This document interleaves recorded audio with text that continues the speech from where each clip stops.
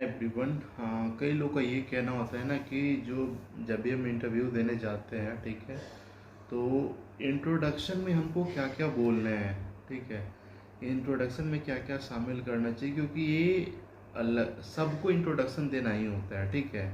और स्टार्ट ही आपका इंटरव्यू जो होता है ना, शुरू ही आपका यहीं से होता है ज़्यादातर केस में, है ना।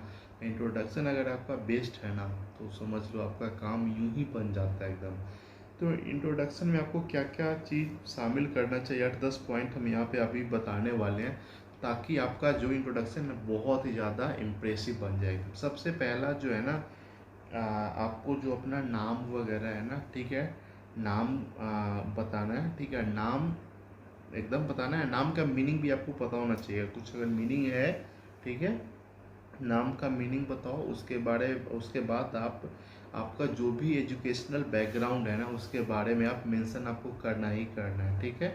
एजुकेशनल बैकग्राउंड के बाद, ठीक है, कई लोग बोलते हैं ना कि फैमिली बैकग्राउंड में बताएं, तो फैमिली देखो सिंपल सा बात है, वहाँ पे आपको जज किया जा रहा है, ठीक है। आपके फैमिली को जज नहीं किया जाता है कि हाँ आपके पापा बहुत बड़े ये हैं, भैया ये हैं वो हैं। आपकी फैमिली से उसको कुछ थोड़ी ना लेना देना होता है। अगर मान लेता आप कुछ नहीं जवाब दोगे, फैमिली अगर बैकग्राउंड आपका बहुत तगड़ा है तो जॉब पे थोड़ी ना रख लेगा, नहीं ना होता है ऐसा। तो ऐसा बिल्कुल भी नहीं है। वो आप अपने बारे में बताओ, ठीक है।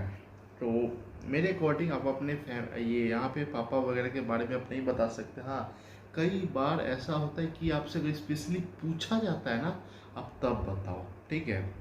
नाम बता देना, एजुकेशनल बैकग्राउंड हो गया।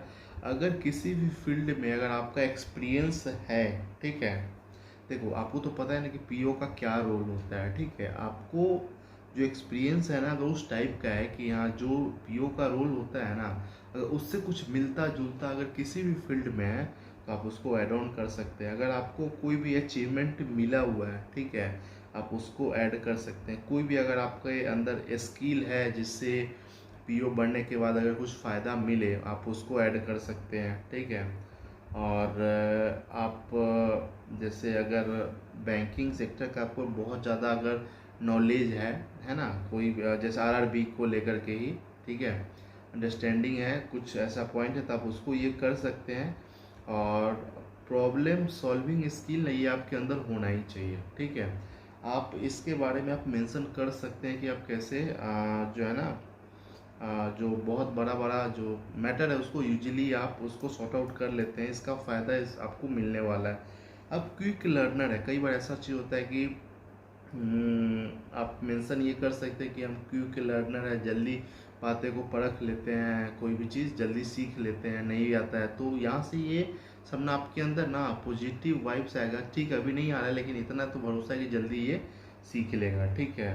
और इतना ही नहीं, अपने जगह हुआ के बारे में बताने से उतना ज़्यादा कुछ ये नहीं है ना। आपका क्या वीकनेस और स्ट्रेंथ जो है ना, आप इसको ऐड कर सकते हैं। अब बात आता है वीकनेस और स्ट्रेंथ का ना, तो स्ट्रेंथ भी आपको ऐसा बताना है जो कि पीओ के फेवर में है, ठीक है।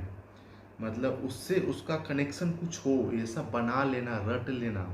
वीकनेस भी ऐसा बताना है ना, वीकनेस भी एक तरह से ना, वीकनेस से भी पॉजिटिव वाइब्स आता है कई बार एकदम, है ना।